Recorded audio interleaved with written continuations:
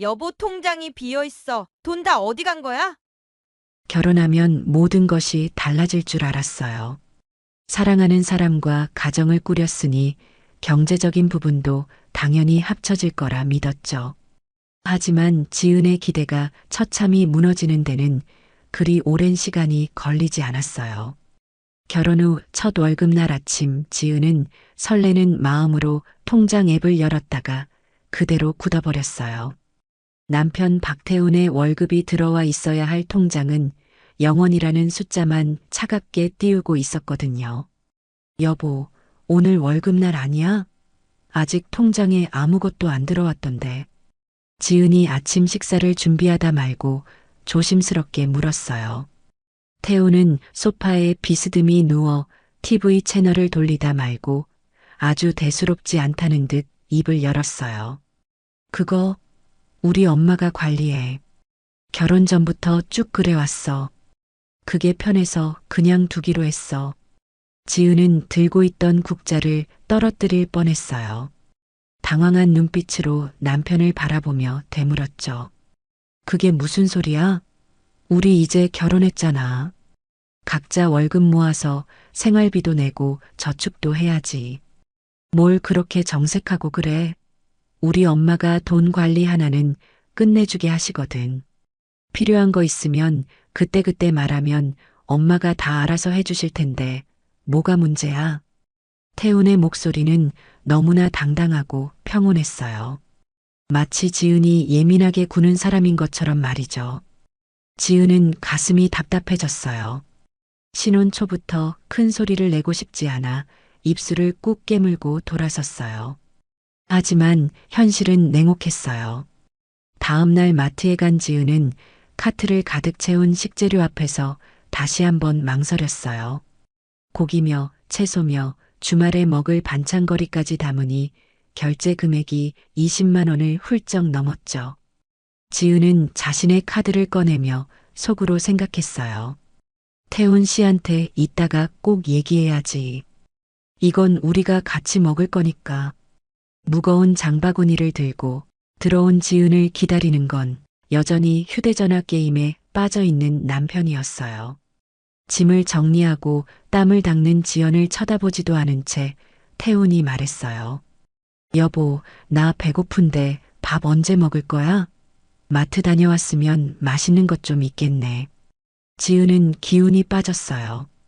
생활비 한 푼 보태지 않으면서 당당하게 밥을 찾는 남편의 모습에 화가 치밀었어요. 며칠만 더 지켜보기로 했어요. 사흘 뒤 우편함에는 관리비 고지서가 꽂혀 있었어요.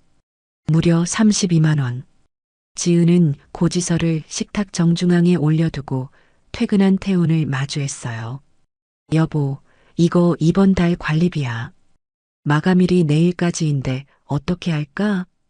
응, 그거 일단 거기 둬. 나중에 내가 엄마한테 말해볼게. 하지만 나중은 오지 않았어요. 태우는 고지서를 힐끗 보더니 다시 소파로 향했고 마감 시간이 다가올 때까지 아무런 소식이 없었죠. 결국 연체 이자가 붙을까 겁이 난 지은이 자신의 통장에서 돈을 이체해야만 했어요. 주말 오전에는 예고도 없이 시어머니 최명숙이 집을 찾아왔어요. 손에는 낡은 밀폐용기 몇 개가 들려 있었죠. 새아가 나다. 태훈이가 좋아하는 반찬 좀 해왔어. 너희 사 먹는 거 몸에 안 좋으니까 이거 먹어라. 어머님, 연락도 없이 어쩐 일이세요? 감사합니다. 지은이 얼떨결에 반찬통을 받아들었어요. 시어머니는 신발도 벗지 않은 채 거실을 훑어보며 말했어요. 너희 집 살림은 내가 꽉 잡고 있으니까 넌 회사 일이나 열심히 해. 태훈이 월급은 내가 어련히 잘 굴려주겠니? 우리 아들 돈 관리는 내가 전문가니까 넌 신경 꺼라. 어머님, 그래도 저희가 생활비는 직접 관리하는 게 맞지 않을까요? 제가 매달 나가는 고정 지출이 꽤 많아서요. 지은이 어렵게 운을 뗐지만 시어머니는 손사래를 치며 말을 잘랐어요. 에구, 젊은 애들이 돈 관리하면 금방 새 나간다니까? 태훈이도 나한테 맡기는 게 제일 편하다고 했어. 필요한 돈 있으면 나한테 조목조목 적어서 보내. 내가 검토해보고 보내줄 테니까. 그럼 나간다. 폭풍처럼 들이닥쳤다 사라진 시어머니의 뒷모습을 보며 지은은 멍하니 서 있었어요. 필요한 돈을 적어서 보내라니요. 지은은 그날 밤 노트북을 켜고 가계부를 정리하기 시작했어요. 지난 한 달간 긁은 카드 명세서와 이체 내역을 꼼꼼히 대조했죠. 마트 장보기 비용, 관리비, 각종 공과금, 정수기 렌탈비, 심지어 태훈의 차 주유비까지. 엑셀 화면에 찍힌 최종 합계 금액을 본 지은은 눈을 의심했어요. 230만 원? 내가 혼자 이만큼을 다 냈다고? 지은의 월급 300만 원 중 80%에 육박하는 돈이 생활비로 사라진 거예요. 반면 월급 400만 원을 받는 태훈의 지출 내역은 0원이었죠. 지은은 떨리는 손으로 노트북을 닫고 거실로 나갔어요. 박태훈 씨, 우리 진지하게 이야기 좀 하자. 이거 지난 한 달 동안 내가 낸 생활비 내역이야. 지은이 출력한 종이를 내밀자 태훈은 미간을 찌푸리며 대충 훑어봤어요. 아니, 뭘 이렇게까지 뽑아와? 사람 피곤하게 진짜. 피곤하다니? 지금 내가 혼자 200만 원 넘게 생활비를 감당하고 있어. 당신 월급 400만 원은 대체 어디로 가는 건데? 같이 사는데 이건 불공평하잖아. 그러자 태훈이 버럭 소리를 질렀어요. 내가 돈 관리 안 한다고 했잖아. 엄마한테 들어가 있다니까? 그렇게 돈이 필요하면 엄마한테 가서 따지든가. 왜 나한테 난리야? 내가 내 월급 마음대로 하지도 못하는데 어쩌라고. 태훈은 그대로 안방으로 들어가 문을 쾅 닫아버렸어요. 거실에 홀로 남겨진 지은은 식탁 위에 놓인 지출 내역서를 허탈하게 바라봤어요. 결혼하면 행복할 줄 알았는데 오히려 거대한 빚더미를 혼자 짊어진 기분이었죠. 지은은 이제야 명확히 깨달았어요. 이 집에서 자신의 월급은 공공재였고 남편의 월급은 시어머니의 금고 속에 갇힌 유령이었다는 사실을요. 그 숫자를 확인한 뒤로 지은의 하루는 지옥이나 다름없었어요. 출근길 지하철 안에서도 업무를 보는 중에도 심지어 동료들과의 점심시간에도 머릿속에는 오직 230만 원이라는 숫자가 둥둥 떠다녔거든요. 자신이 독박으로 쓰고 있는 생활비의 실체를 확인한 후부터는 모든 일상이 가시방석이었죠. 비가 내리기 시작한 수요일 저녁이었어요. 지은이 퇴근 후 쉴 틈도 없이 저녁 식사를 차리고 설거지를 하고 있었어요. 싱크대 옆에 둔 휴대전화가 요란하게 진동했어요. 화면에 뜬 이름은 시어머님이었죠. 지은은 고무장갑을 벗고 젖은 손을 대충 닦으며 전화를 받았어요. 네, 어머님. 저녁 식사는 하셨어요? 세아가 설거지 중이었나 보네. 지금 통화 좀 할 수 있을까? 명숙의 목소리는 평소보다 부드러웠지만 어딘지 모르게 낮게 깔려 있었어요. 지은은 본능적으로 왠지 모를 긴장감을 느끼며 마른 침을 삼켰죠. 네, 어머님. 말씀하세요. 그래, 다름이 아니라 너한테 물어볼 게 좀 있어서. 너는 회사에서 나오는 월급, 그거 어떻게 관리해? 예상치 못한 질문에 지은은 잠시 멈칫했어요. 거실에서는 남편 태훈이 세상 편한 자세로 TV 예능을 보며 낄낄거리고 있었고요. 아, 제 월급은 당연히 제가 관리하죠. 저축도 하고 생활비도 보태고 하느라 제 통장에서 쓰고 있어요. 그래, 그럼 통장 명의도 본인 이름으로 되어 있는 거고? 네, 그렇죠. 제 이름으로 된 월급 통장이에요. 지은은 설거지대 앞에 멍하니 서서 통화를 이어갔어요. 명숙은 잠시 숨을 고르더니 본격적으로 본론을 꺼냈죠. 저기 며느라가 가만히 생각을 해봤는데 우리 아들 돈만 내가 관리하고 있으면 모양이 좀 이상하잖아. 주변에서도 그렇고 남의 집 사람들이 보면 시어머니가 아들 돈만 쥐고 흔든다고 오해할 수도 있고. 지은은 눈을 가늘게 떴어요. 도대체 무슨 말을 하려는 건지 감이 오지 않았거든요. 그게 무슨 말씀이세요, 어머님? 오해라니요? 그러니까 내 말은 네 월급도 나한테 같이 맡기면 어떨까 해서. 그래야 집안의 돈 흐름이 하나로 묶이고 공평하지 않겠니? 내가 한꺼번에 관리해서 너희 큰돈 들어갈 때 보태주면 얼마나 좋아. 지은은 순간 자신의 귀를 의심했어요. 남편의 월급을 쥐고 있는 것도 모자라 이제는 며느리의 월급까지 내놓으라는 요구를 시어머니가 면전에서 하고 있었으니까요. 어머님, 제 돈은 제가 직접 관리하고 싶어요. 저도 나름의 계획이 있고 제 돈은 제가 쓰는 게 맞다고 생각하거든요. 왜 나를 못 믿겠니? 내가 돈이라도 빼돌릴 사람처럼 보여? 가족끼리 합치면 시너지도 나고 좋은 건데. 그런 문제가 아니에요. 제가 번 돈을 제 의지대로 관리하는 건 당연한 권리라고 생각해요. 지은의 단호한 태도에 명숙의 목소리가 순식간에 차가워졌어요.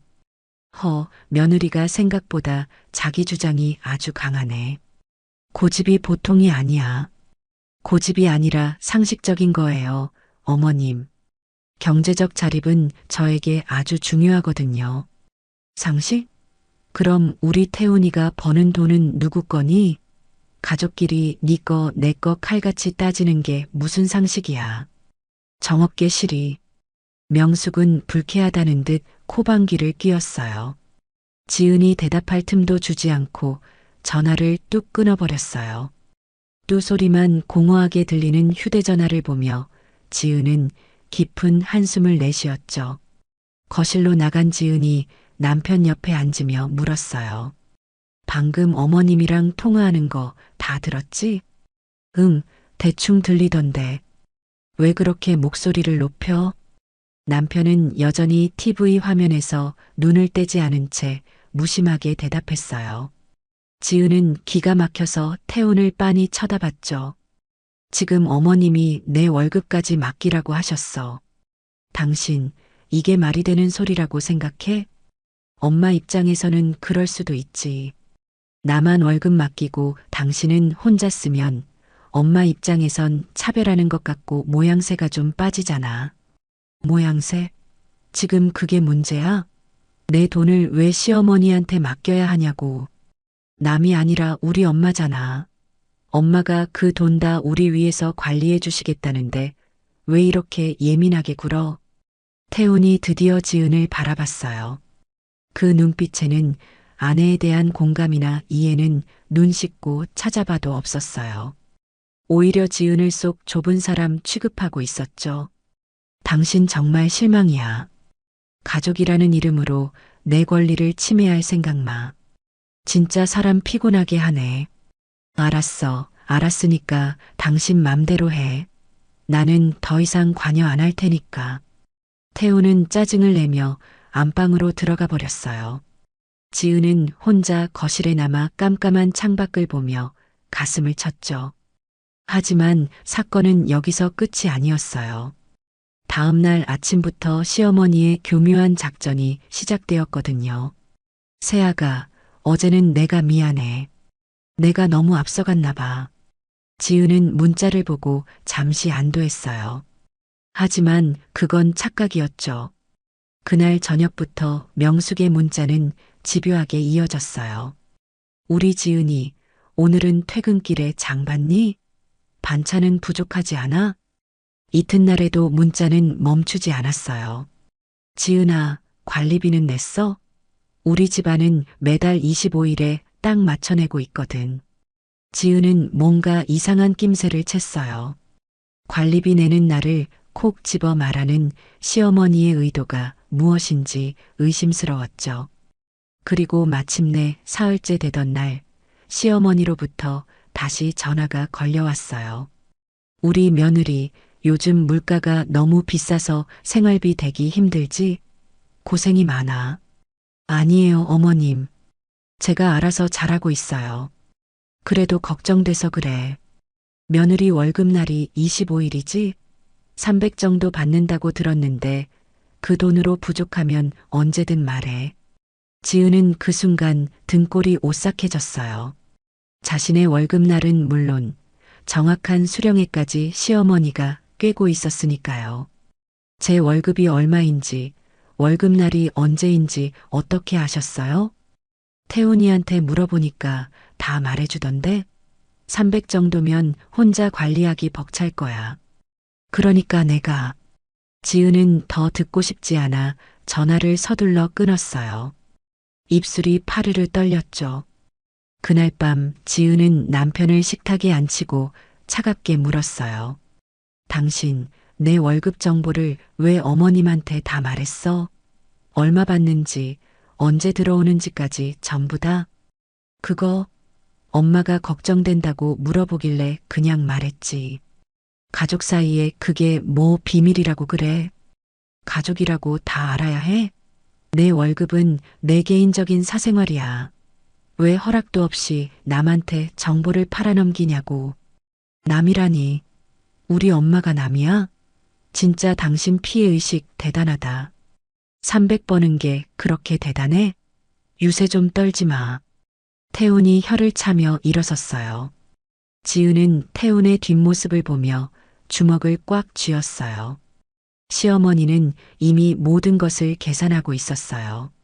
지은의 돈이 언제 들어오는지, 얼마나 있는지, 그리고 그 돈을 어떻게 하면 자신들의 금고로 끌어올 수 있을지까지요.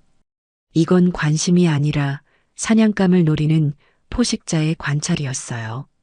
지은은 비로소 깨달았어요. 자신이 이 집안에서 거대한 거미줄에 걸린 나비 같다는 사실을요. 그 후로 지은은 매 순간 날선 긴장감 속에 살았어요. 아침마다 통장 앱을 켜서 잔액을 확인했어요. 10원 단위까지 지출을 기록하는 것만이 이 알 수 없는 집구석에서 자신을 지킬 유일한 방패라고 믿었거든요. 비가 올 듯 하늘이 잔뜩 찌푸린 금요일 저녁이었어요. 지은이 퇴근해 현관문에 들어섰어요. 거실에 있던 태훈이 평소답지 않게 신발장 앞까지 마중을 나왔어요. 태훈의 얼굴에는 수심이 가득했어요. 지은은 본능적으로 또다시 불길한 예감이 스쳐 지나갔죠. 여보 왔어? 피곤할 텐데 미안하지만 잠깐 앉아서 얘기 좀 해. 무슨 일인데 그래? 얼굴이 왜 그렇게 어두워? 지은이 가방을 내려놓으며 물었어요. 태훈은 지은의 손목을 잡아 소파로 이끌었어요. 그리곤 한참을 망설이다가 아주 조심스럽게 입을 뗐죠. 그게 말이야. 방금 어머니한테 연락이 왔는데 집에 좀 아주 급한 일이 생기셨대. 급한 일이? 어머님이 어디 아프시기라도 하대? 아니면 무슨 사고라도 나신 거야? 지은의 가슴이 철렁 내려앉았어요. 아무리 미워도 시어머니인데 건강에 문제라도 생겼나 싶어 걱정이 앞섰죠. 하지만 태훈의 입에서 나온 대답은 지은의 우려와는 전혀 다른 방향이었어요. 아니, 몸이 아프신 건 아니고 돈이 좀 필요하시다네. 지금 당장 입금해야 할 때가 있다고 하시네. 돈이요? 아니, 당신 월급 400만 원이 고스란히 어머님 통장으로 들어가잖아. 그런데 왜 갑자기 돈이 필요하다고 하시는 건데? 그게 급하게 메꿔야 할 구멍이 생기셨나 봐. 나도 자세한 내막은 잘 모르겠는데 하여튼 지금 바로 안 보내면 큰일 난다고 하셔서. 태훈은 지은의 눈을 똑바로 마주치지 못하고 시선을 바닥으로 떨구었어요. 지은은 차갑게 가라앉은 목소리로 다시 물었죠. 정확히 무슨 일인지도 모르면서 돈부터 보내달라는 게 말이 되는 거야? 병원비야? 아니면 누구한테 빌린 돈이라도 갚아야 하는 거야? 아, 진짜. 왜 자꾸 캐묻고 그래? 어머니가 급하다고 하시면 일단 도와드리는 게 자식된 도리 아니야? 나중에 다 설명해 주신다니까 일단 좀 해줘. 나중에? 돈을 보내면서 이유도 모른 채 도리만 따지라고. 저번 달에 내가 생활비로 230만 원 쓴 거 잊었어? 나도 지금 여유 없어. 태훈이 소파에서 벌떡 일어나며 짜증 섞인 소리를 질렀어요. 여유가 없긴 뭐가 없어. 당신 한 달에 300씩 꼬박꼬박 받으면서 비상금도 없어. 사람이 왜 이렇게 계산적이야? 우리 엄마가 남도 아니고. 계산적이라고? 당신 월급이 어머니 금고에 들어가 있는 건 계산 안 되니? 둘이 먹고 사는 비용을 나 혼자 다 냈는데 이제는 어머님 급한 불까지 내 월급으로 끄라고? 나는 절대 못해. 지은의 단호한 태도에 태우는 머리를 쥐어뜯으며 방으로 쾅 소리를 내며 들어가 버렸어요. 지은은 혼자 남겨진 거실에서 거친 숨을 몰아쉬었죠. 병원비도 아니고 사고 수습비도 아니라면 도대체 그 큰 돈이 왜 필요한 걸까요? 구체적인 명목조차 밝히지 못하는 급한 일의 실체가 무엇인지 지은은 도무지 짐작할 수 없었어요.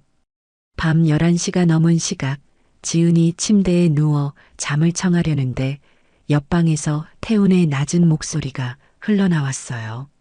벽이 얇아 전화 통화 내용이 지은의 귀에 가시처럼 박혔죠. 네, 엄마. 아, 지은이가 안 된대요. 자기도 지금 돈 없다고 딱 잘라 말하네요. 건너편에서 들려오는 시어머니의 날카로운 목소리는 들리지 않았지만 태훈의 대답만으로도 상황은 뻔했어요. 아니, 저도 어쩔 수가 없잖아요. 지은이 통장은 제가 건드리지도 못하는데. 엄마, 화내지 마세요. 제가 내일 아침에 다시 한번 잘 타일러 볼게요. 잠깐만 융통해주면 되는 걸 왜 저렇게 고집 피우는지 모르겠네. 알았어요, 엄마. 걱정하지 마세요. 지은은 이불 속에서 주먹을 꽉 쥐었어요. 잠깐만 융통해달라고요? 누군가에게는 한 달 내내 뼈 빠지게 일해서 번 소중한 월급인데 그들에게는 그저 필요할 때 빼쓰는 현금 인출기 정도로 보였던 모양이에요. 이건 절대로 단순한 일이 아니야. 한번 물꼬를 터주면 끝도 없이 빨려 들어갈 돈구멍이야. 지은은 직감했어요. 시어머니가 구체적인 이유를 대지 못하는 건 그 돈이 건전한 곳에 쓰일 리 없다는 증거였죠. 주식 투자 실패든 빚잔치든 혹은 남들에게 보여주기 위한 허영심 때문이든 한번 시작된 급한 일은 앞으로도 지은의 월급날마다 귀신같이 찾아올 것이 분명했어요. 다음 날 아침 식탁에 마주 앉은 태호는 숟가락을 들 생각도 하지 않은 채 다시 비굴한 표정을 지었어요. 여보, 어제 내가 소리 지른 건 미안해. 근데 어머니가 정말 잠을 못 주무실 정도로 급하시대. 며칠만 빌려드리면 안 될까? 내가 어떻게든 책임지고 갚을게. 빌려드린다고? 어떻게 갚을 건데? 당신 월급은 이미 어머님이 관리하시는데 당신이 무슨 수로 돈을 만들어서 갚겠다는 거야? 어머님 돈 빼서 나한테 주려고? 지은의 서늘한 질문에 태우는 입을 벙긋거리다 아무 대답도 하지 못했어요. 애초에 갚을 능력도 의지도 없는 허울뿐인 약속이었으니까요. 나는 절대 안 돼. 무슨 일인지 명확히 밝히지 않는 한 내 피 같은 돈 단 한 푼도 못 내놔. 앞으로도 이런 일로 나 피 말리지 마. 지은은 가방을 챙겨 미련 없이 집을 나섰어요. 뒤에서 태훈이 소리쳤어요. 너 정말 너무한다. 문이 닫히는 소리와 함께 지은은 확신했어요. 시어머니의 탐욕스러운 그림자가 이제 막 자신의 삶을 집어삼키려 하고 있다는 것을요. 그리고 이건 지은이 벌여야 할 기나긴 전쟁의 시작에 불과했어요. 시어머니의 정체 모를 급한 돈 요청을 단칼에 거절한 뒤로 집안 공기는 말 그대로 얼음장처럼 차가워졌어요. 남편 태우는 지은과 눈길조차 마주치지 않았어요. 퇴근 후에는 방에 틀어박혀 시어머니와 낮은 목소리로 은밀한 통화를 이어갔죠. 지은은 그 숨막히는 침묵이 오히려 편안했어요. 적어도 귀한 월급을 축내려는 구질구질한 돈소리를 듣지 않아도 됐으니까요. 하지만 평화는 그리 오래가지 않았어요. 월요일 오전 출근하려고 차에 시동을 걸었는데 바퀴 쪽에서 기괴한 소음이 들렸거든요. 끼익하며 쇳가루가 갈리는 날카로운 소리에 지은은 서둘러 근처 정비소를 찾았어요. 차를 살피던 정비사는 혀를 차며 심각한 표정을 지었죠. 고객님, 브레이크 패드가 완전히 다 닳았어요. 이 상태로 고속도로라도 탔으면 큰일 날 뻔했습니다. 당장 교체하셔야 해요. 수리비가 어느 정도나 나올까요? 앞뒤 패드 다 갈고 공인비까지 합치면 65만 원 정도 나옵니다. 안전을 위해서 지금 바로 작업 들어가는 게 좋겠어요. 지은은 깊은 한숨을 내뱉었어요. 이번 달 가계부를 떠올리니 가슴이 답답해졌거든요. 이미 생활비로 큰 돈이 나간 상태에서 65만 원이라는 예상치 못한 지출은 너무나 뼈아팠죠. 하지만 출퇴근을 위해선 어쩔 수 없는 선택이었어요. 그날 저녁 지은은 소파에 앉아 있는 태훈에게 조심스럽게 말을 꺼냈어요. 여보, 오늘 차 수리하느라 생돈 65만 원이 나갔어요. 브레이크가 고장나서 안 고칠 수가 없었거든요. 그래서 말인데 이번 달 관리비랑 공과금은 당신이 좀 내주면 안 될까? 태우는 휴대전화 게임에서 눈을 떼지 않은 채 건성으로 대답했어요. 차 수리한 게 나랑 무슨 상관이라고 그래? 당신이 타고 다니는 차잖아. 상관이 없다니. 우리 같이 생활하는데 예상 밖의 지출이 생겼으면 서로 도와야지. 이번 달에 내가 차 수리비까지 내고 나면 생활비가 정말 한 푼도 안 남아. 지은은 최대한 감정을 억누르며 부드럽게 설득하려 했어요. 하지만 태우는 기다렸다는 듯 짜증을 내며 소리를 높였죠. 아니, 나도 지금 돈이 한 푼도 없다니까. 내 월급은 엄마가 다 관리하고 나는 쥐꼬리만 한 용돈 받아 쓰는 거 알면서 왜 자꾸 나를 괴롭혀? 그럼 어머님께 이번 달만 생활비 조로 좀 달라고 하면 되잖아. 우리가 같이 사는데 공과금 정도는 당신 월급에서 나오는 게 맞지 않아? 왜 자꾸 나보고 엄마한테 손 벌리래? 정돈이 필요하면 당신이 직접 엄마한테 전화를 하든가. 왜 나를 중간에 끼워 놓고 피곤하게 만들어? 진짜 사람 질리게 하네. 태우는 리모컨을 소파에 던지듯 내려놓고 방으로 들어가 문을 쾅 닫아버렸어요. 지은은 멍하니 닫힌 문을 바라보며 허탈한 웃음을 지었어요. 같이 사는 남편이 남보다 못한 존재처럼 느껴지는 순간이었죠. 수요일 오후 우편함에는 어김없이 관리비 고지서가 꽂혀 있었어요. 금액은 38만 원. 납부 기한은 바로 이번 주 금요일까지였죠. 지은은 보란듯이 고지서를 식탁 정중앙에 올려두었어요. 태훈이 밥을 먹을 때나 물을 마실 때 절대로 못 본 척할 수 없는 위치였죠. 하지만 태훈의 무관심은 지은의 상상을 초월했어요. 아침 저녁으로 식탁을 오가면서도 그는 고지서를 마치 투명 인간 취급했어요. 지은은 일부러 치우지 않고 끝까지 버텼어요. 태훈이 단 한 번이라도 가장으로서 혹은 동반자로서 책임을 보여주길 바랐거든요. 목요일 밤 지은의 핸드폰으로 시어머니 명숙의 전화가 걸려왔어요. 세아가 태훈이한테 들으니까 너 차 수리하느라 돈을 엄청 썼다며? 젊은 애가 차를 어떻게 험하게 몰았길래 수리비가 그렇게 많이 나와? 다짜고짜 시작된 타박의 지은은 기가 막혔어요. 어머님, 험하게 몬 게 아니라 브레이크 패드는 소모품이라 갈 때가 된 거예요. 안전을 위해 당연히 해야 하는 수리였고요. 에구, 그래도 그렇지. 그렇게 큰 돈을 덥석 써버리고는 우리 태훈이한테 생활비 내라고 들들 볶았다며? 안 사람이 집안을 편안하게 해야지. 돈 몇 푼 가지고 남편 기를 죽이면 어떡하니? 제가 남편 기를 죽인 게 아니라 당연한 분담을 요구한 거예요. 저 혼자 모든 생활비를 감당하는 게 더 이상은 무리라서요. 당연한 거 좋아하네. 집안 살림은 여자가 조용히 잡음 안 나게 꾸려가는 게 미덕이야. 남편한테 돈 달라고 조르는 거, 그거 정말 못 배워 먹은 짓이다. 앞으로 다시는 돈 얘기로 태훈이 괴롭히지 마라. 알겠니?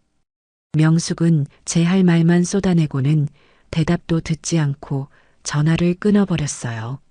지은은 차갑게 식은 핸드폰을 쥐고 부르르 떨었죠. 조른다고요? 미덕이라고요?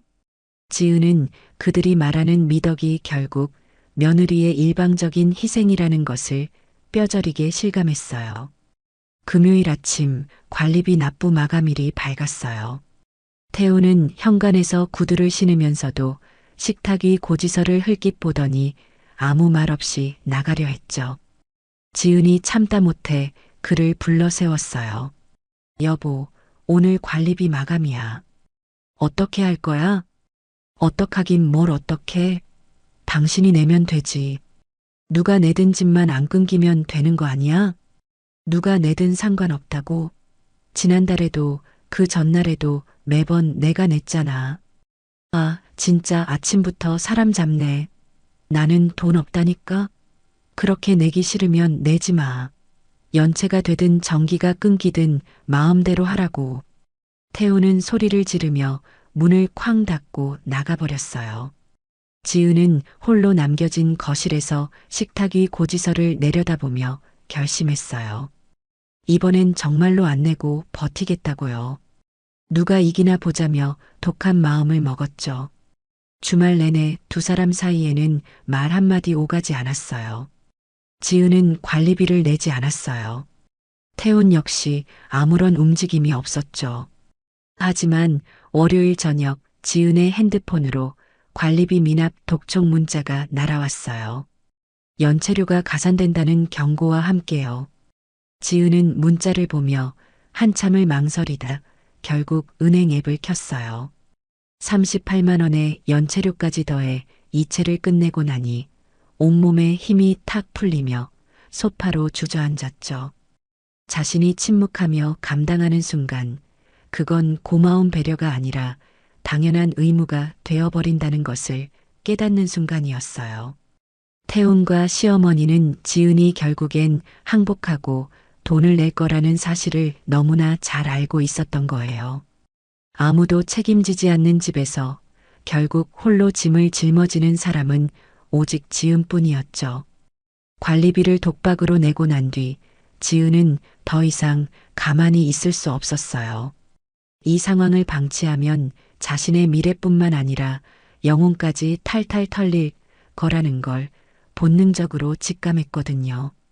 지은은 확실한 물증이 필요했어요. 도대체 태훈의 월급이 어디로 흘러가서 어떤 모양으로 사라지고 있는지 시어머니의 그 관리라는 실체를 파헤쳐야 했죠. 화요일 저녁 지은은 비장한 마음으로 노트북을 펴고 거실 소파에 앉아 있는 태훈 옆으로 다가갔어요.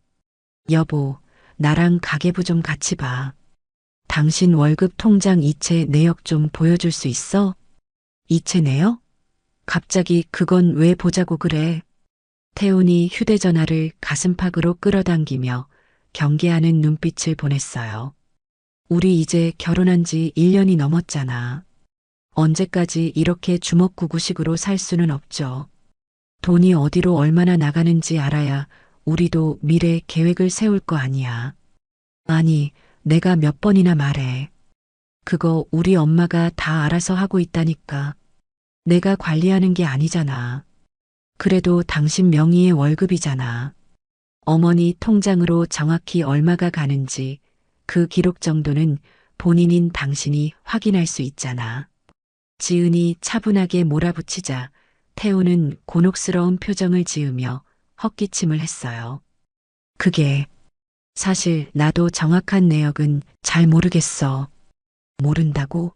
40살 먹은 성인 남자가 자기 월급이 어디로 가는지 모른다는 게 상식적으로 말이 돼요?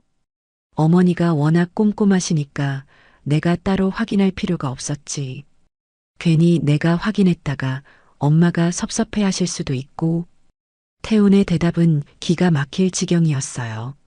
지은은 한숨을 꾹 누르며 태훈의 휴대전화를 가리켰어요. 지금 바로 확인해봐. 은행 앱 있잖아요. 지문 인식 한 번이면 끝나는 걸 왜 이렇게 미뤄? 에휴, 너는 왜 이렇게 피곤하게 살아? 진짜 사람 들볶는데 뭐 있다니까. 태훈이 투덜거리며 마지못해 은행 앱을 열었어요. 지은은 태훈의 어깨 너머로 화면을 뚫어지게 응시했죠. 정말이었어요. 매달 25일 월급날이 되면 400만 원에 육박하는 금액 중 딱 50만 원의 용돈만 남기고 350만 원이라는 거액이 시어머니 명숙의 통장으로 즉시 자동이체되고 있었어요. 350만 원. 이 돈이 매달 어머니한테 가는데 그 돈이 정확히 어디에 쓰이는지는 알아? 글쎄, 적금을 드시는지 투자를 하시는지 어머니가 알아서 불려주신다고 했어. 나중에 우리 집 살 때 보태주신다고 했으니까 믿고 맡기는 거지. 태우는 아무 걱정 없다는 듯 다시 게임 화면으로 눈을 돌렸어요. 지은은 더 이상 남편에게 물어보는 건 시간 낭비라는 걸 깨달았어요.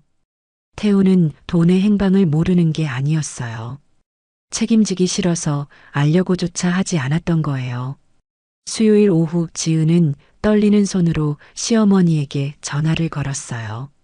이번만큼은 어물쩍 넘어가지 않겠다고 다짐하며 전화를 걸었죠. 어머님, 저 지은이에요. 드릴 말씀이 있어서 전화드렸어요. 그래, 무슨 일인데 이 시간에 전화를 다 하니? 명숙의 목소리는 평소보다 한 톤 낮아져 있었고 가시가 돋친 듯 차가웠어요. 태훈 씨 월급 말이에요. 매달 어머님 통장으로 350만 원씩 들어가고 있더라고요.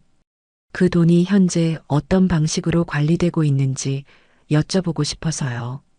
전화기 너머로 잠시 숨막히는 침묵이 흘렀어요. 명숙이 불쾌함을 억누르는 듯 거친 숨소리가 들렸죠.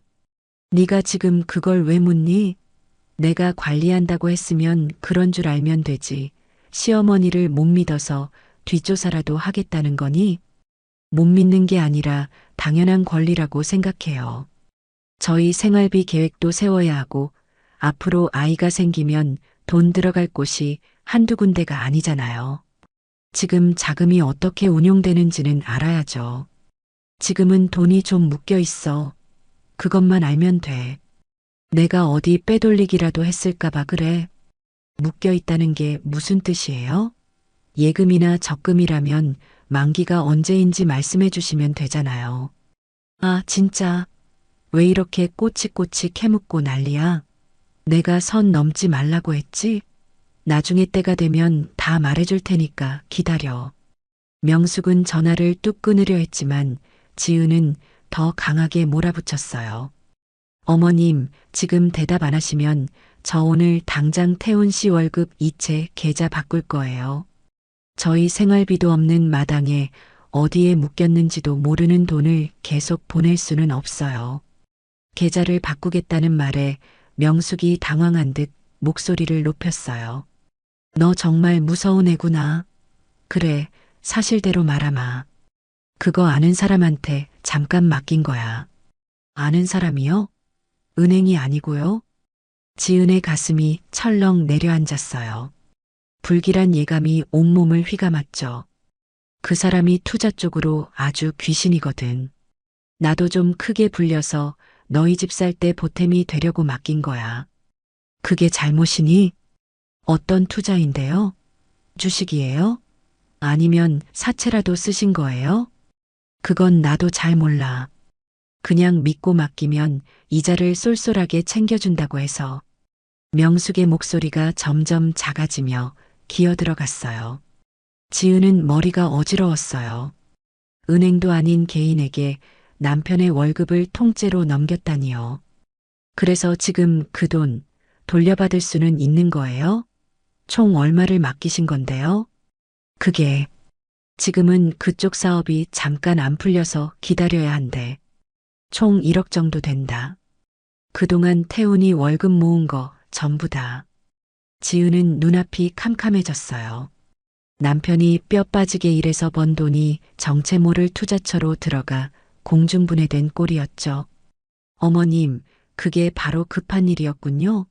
돈 날리고 구멍 생기니까 제 월급으로 메꾸려 하신 거죠? 말을 왜 그렇게 하니? 내가 내 욕심 채우려고 그랬어? 다 너희 잘 되라고 한 일인데 조금만 기다리면 돌려받을 수 있다니까 그러네. 명숙은 끝까지 소리를 지르며 합리화했어요. 전화를 끊은 지은은 허탈한 웃음을 터뜨리며 소파에 주저앉았죠. 모든 퍼즐이 맞춰졌어요. 시어머니의 관리란 결국 타인에게 사기를 당하거나 투자 실패로 돈을 날린 것이었어요. 그 파렴치한 실수를 감추기 위해 며느리의 월급을 제물로 삼으려 했던 거예요. 지은은 차가운 거실 바닥을 내려다보며 결심했어요. 이제 이 비정상적인 돈의 흐름을 자신의 손으로 직접 끊어내겠다고 말이에요. 며칠 동안 집안에는 침묵만이 흘렀어요. 남편 태우는 죄인처럼 지은의 눈길을 피하며 겉돌았고 지은 역시 분노와 허탈함이 뒤섞여 무슨 말부터 꺼내야 할지 갈피를 잡지 못했어요. 폭풍 전야 같은 금요일 밤이었어요.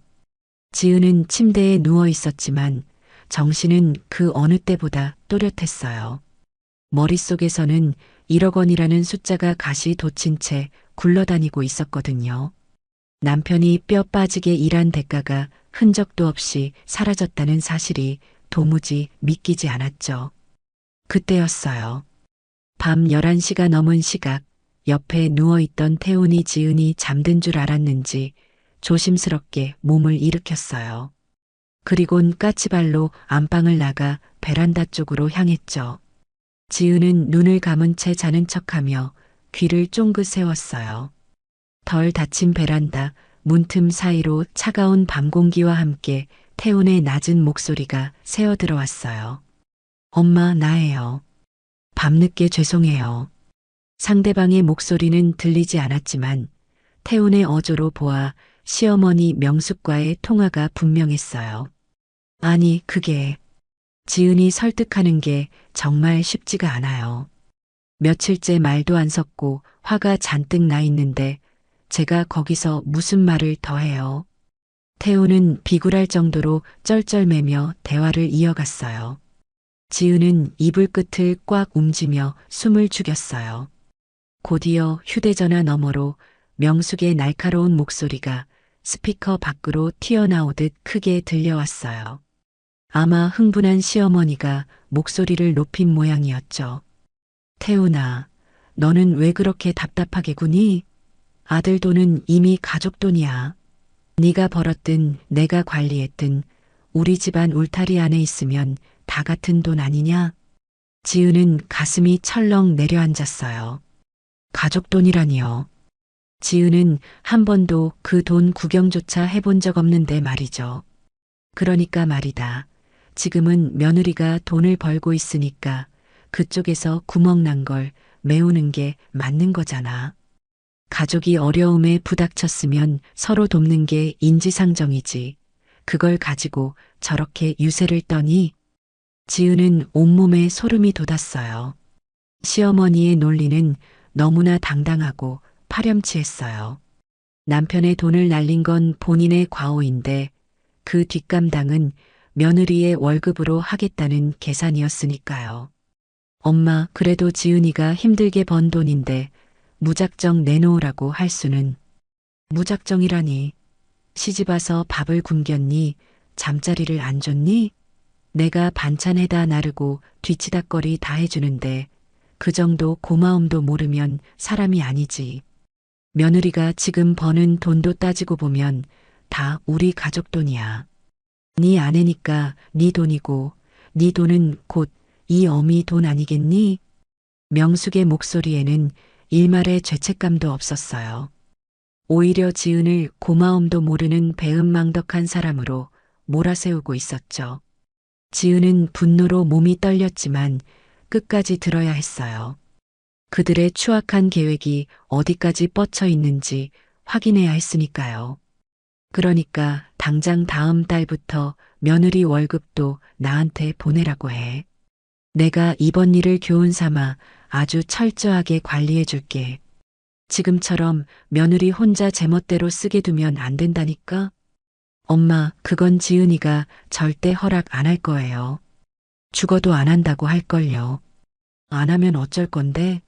네가 남편이잖아. 아내 하나 제대로 설득 못해서 어쩔 거야? 확실하게 밀어붙여. 이번 달 월급날부터 당장 입금하라고 해. 알았어? 네, 엄마. 일단 제가 내일부터 다시 잘 얘기해 볼게요. 통화가 끊어지는 소리가 들리고 지은은 재빨리 눈을 감았어요. 베란다 문을 닫고 들어온 태호는 한참 동안 침대 곁에 서서 지은의 안색을 살폈죠. 지은은 자는 척하며 어둠 속에서 뜨거운 눈물을 삼켰어요. 가족이라는 이름으로 자행되는 이 노골적인 착취를 어떻게 멈춰야 할지 가슴이 찢어지는 것 같았거든요. 다음 날 아침 지은은 퉁퉁 부은 눈으로 식탁에 앉아 있는 태훈을 마주했어요. 지은의 차가운 시선에 태훈이 당황하며 말을 더듬었죠. 지은아, 일어났어? 얼굴이 왜 그래? 어젯밤 베란다 통화 하나도 빠짐없이 다 들었어. 문이 덜 닫혔더라고. 태훈의 얼굴이 순식간에 백지장처럼 하얗게 질렸어요. 그러니까 지은아, 내 말은 어머님이 내 월급 가로채서 본인이 날린 돈 메우려고 하시는 거, 당신이 남편으로서 거기 동조하고 있는 거 다 확인했다고. 왜 아무 말도 안 했어? 왜 그건 아니라고, 내 돈은 내 돈이라고 단호하게 말 못했냐고. 지은의 서슬 퍼런 추궁에 태우는 고개를 푹 숙인 채 한참을 침묵했어요. 그러다 아주 기어들어가는 목소리로 변명을 늘어놓기 시작했죠. 엄마가 이제 정말 돈이 한 푼도 없다셔. 그게 우리 전 재산이었다는데 그걸 불려보려다가 그렇게 된 거래. 그래서 어머님이 전 재산을 날렸으니까 이제 내 월급을 제물로 바치겠다는 거예요?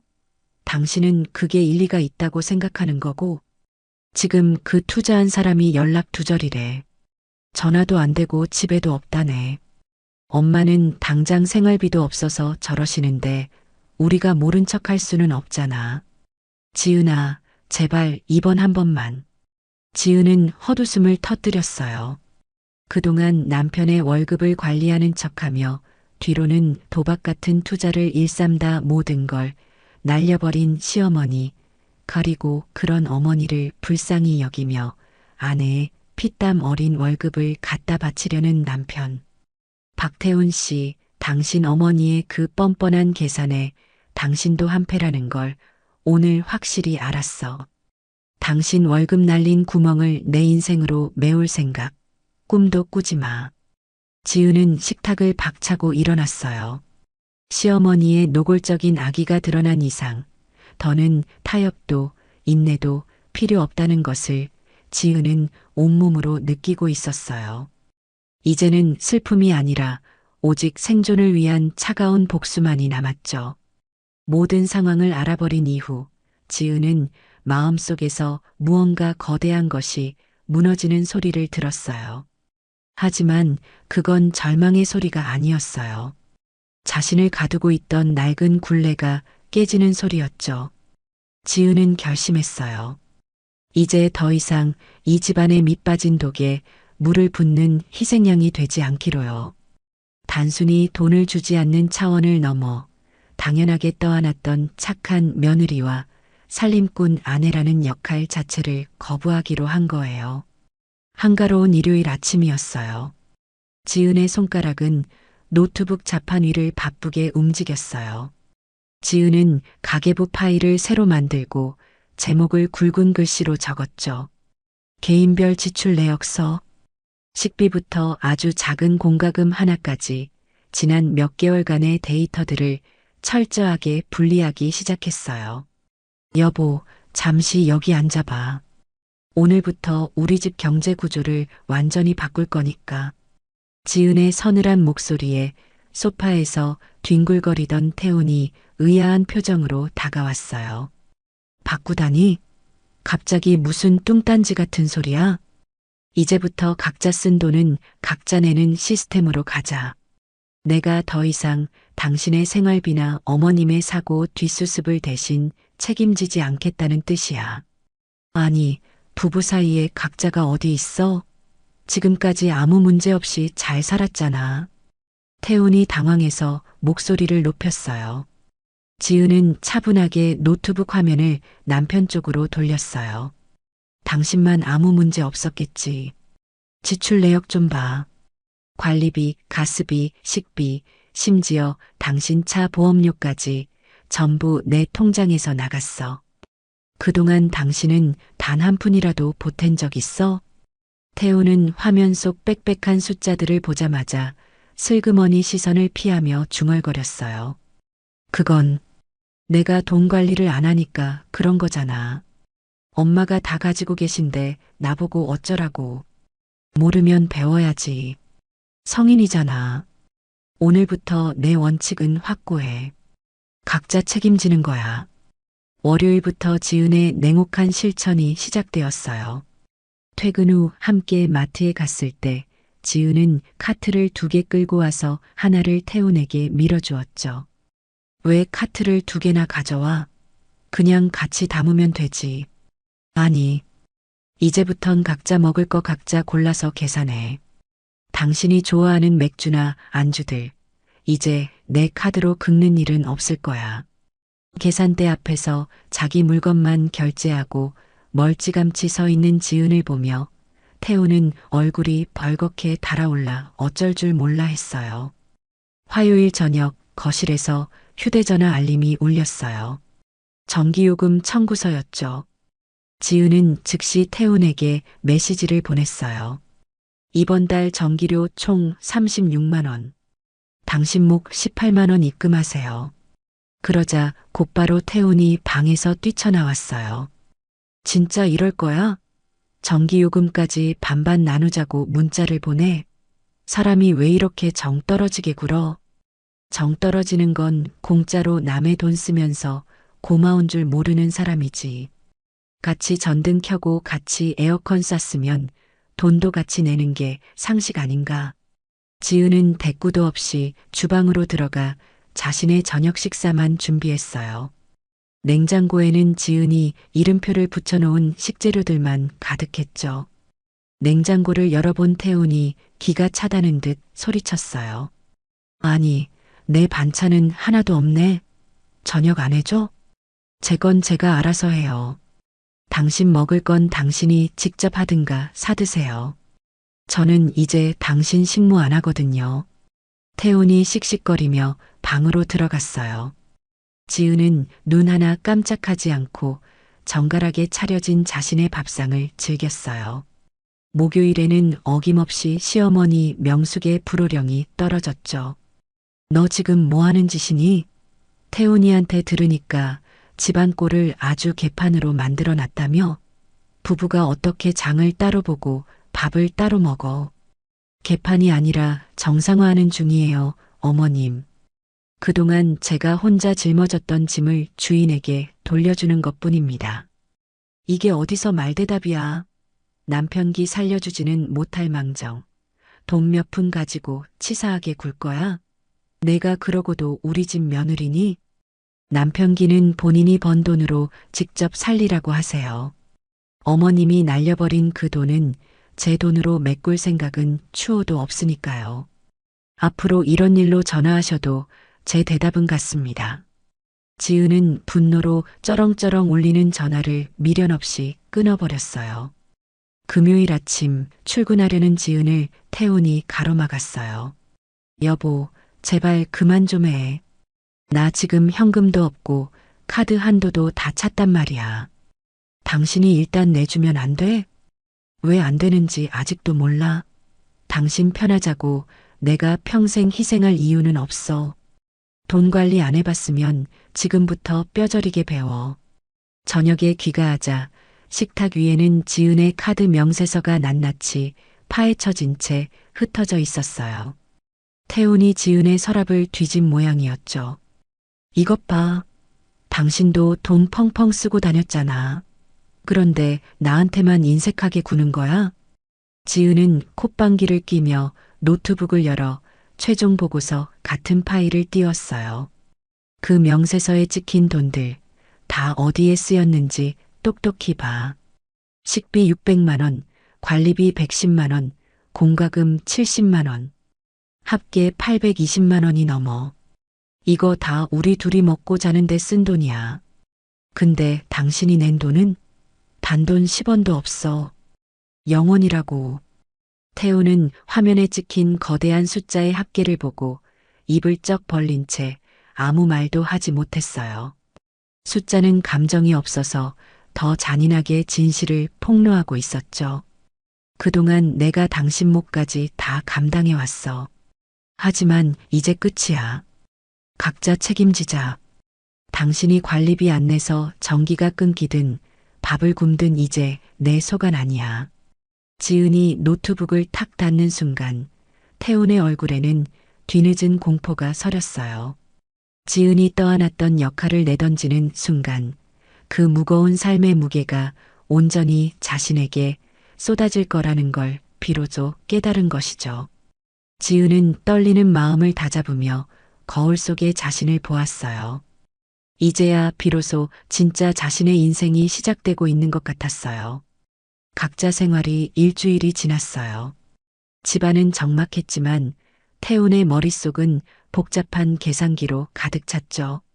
그동안 지은이 말없이 처리하던 고지서, 장보기, 살림살이 하나하나가 전부 돈이고 노동이라는 걸 직접 겪어보니 뼈저리게 느껴졌거든요. 용돈 50만 원은 사흘 만에 바닥이 났고 태훈은 점점 지쳐갔어요.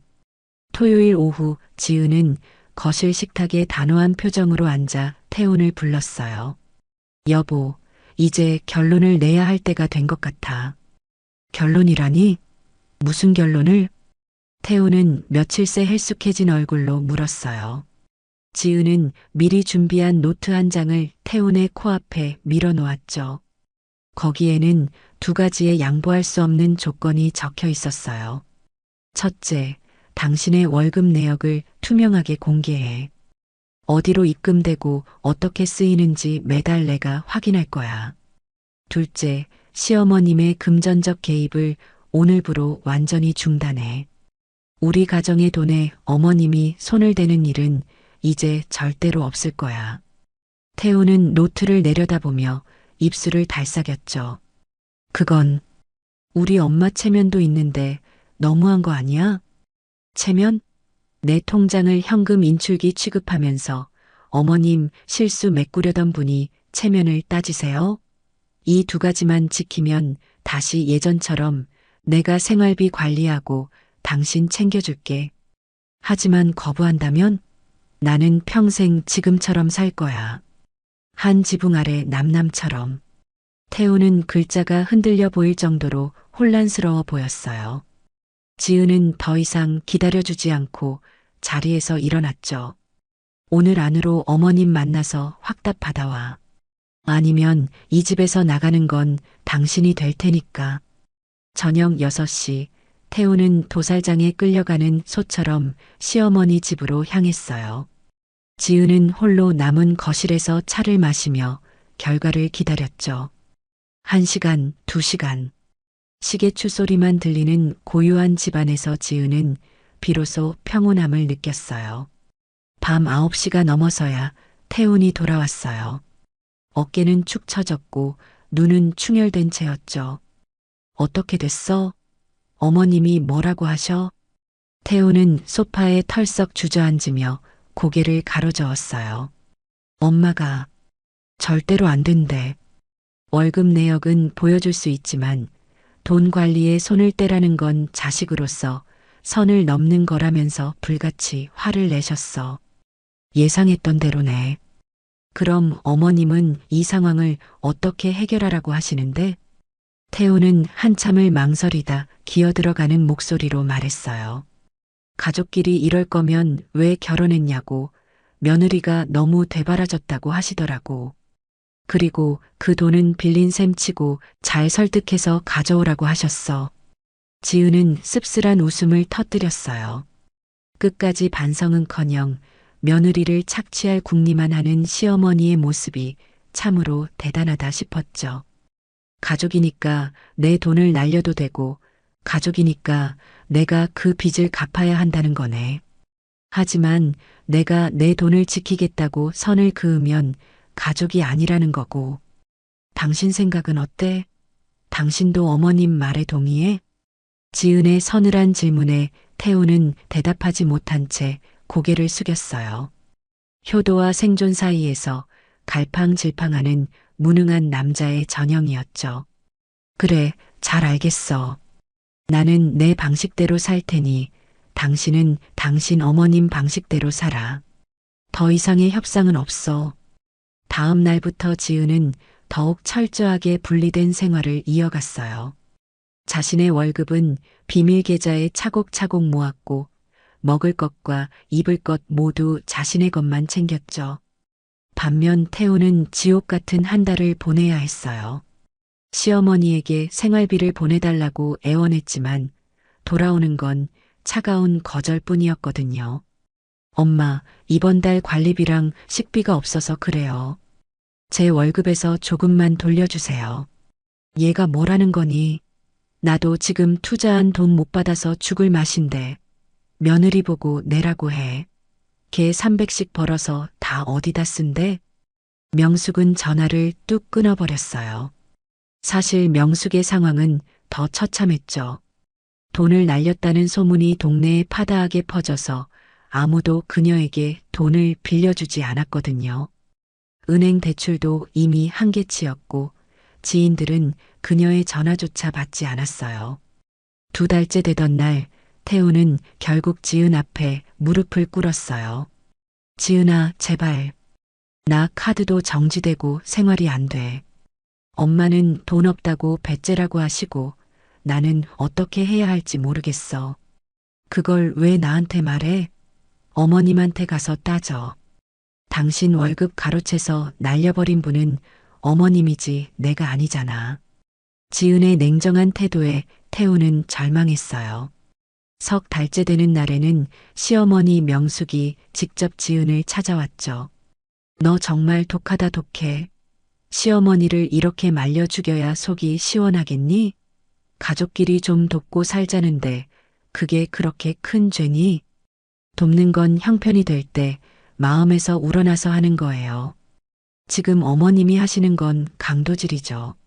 남의 미래를 훔쳐서 본인 실수를 덮으려는 거잖아요. 뭐, 강도질? 이 발칙한 게 어디서 그런 막말을. 명숙이 소리를 지르며 달려들 듯 했지만 지은은 눈 하나 깜짝하지 않았어요. 저 더 이상 예전의 멍청한 며느리 아니에요. 제 인생, 제 돈, 제가 지킬 겁니다. 조건 안 받아들이실 거면 당장 나가주세요. 여기 저희 집 아니고 제가 월세 내는 제 공간입니다. 지은의 서슬 퍼런 기세에 명숙은 혀를 차며 도망치듯 집을 나갔어요. 너 나중에 천벌 받을 줄 알아라. 는 악담을 남긴 채요. 하지만 천벌을 받고 있는 건 누구인지 이미 세상이 다 알고 있었죠. 반년이 지났어요. 지은은 여전히 독립적인 경제권을 유지하며 당당하게 살고 있어요. 태우는 결국 시어머니와 대판 싸우고 월급 통장을 되찾아왔지만 이미 신용도는 바닥이었고 지은의 마음은 완전히 떠난 뒤였죠.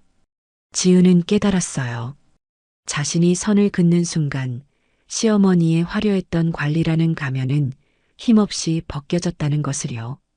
며느리의 희생이라는 기둥이 사라지자마자 그들의 모래성은 허무하게 무너져 내렸어요. 지은은 이제 창밖에 밝은 햇살을 보며 미소 지어요. 내 삶을 지키는 힘은 누군가의 허락이 아니라 나의 단호한 거절에서 나온다는 진리를 비로소 배운 밤이었어요. 여러분은 며느리의 행동을 응원하시나요? 여러분의 생각이 궁금합니다. 댓글로 남겨주세요.